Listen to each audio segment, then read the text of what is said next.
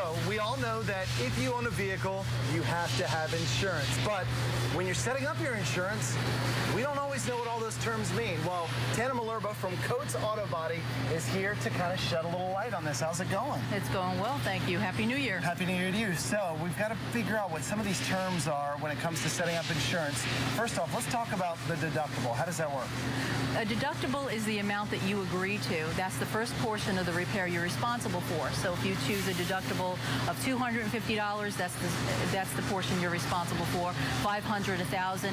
There you can opt no deductible, but then you would pay a higher premium in your insurance. Nobody wants that. No. So what about when it comes to getting a rental car? I know that's always something like an option that you can have.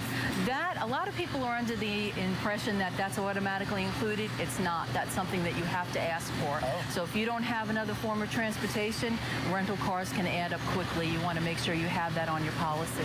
Something I've never been really clear about is gap insurance. What exactly is gap insurance? Gap insurance is insurance that will cover the difference. If you get into an accident and you have payments on your vehicle still, the gap insurance will cover what payments you have left on that. If you don't have gap insurance, then what may happen is you'll be responsible for that loan, and then if you need to go out and purchase another car, you'll have another payment on top of that.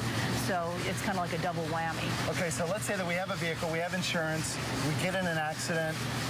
The first thing we need to do is get an estimate, right? Right. And a lot of times what you do is you go for an estimate, and you'll look at that, and they'll write an estimate, and you'll say, well, a lot of people say to us, it doesn't look like there's enough money here to fix my vehicle. 9 times out of 10, there's not. Once that vehicle is dismantled, there may be other damage underneath there that will be covered.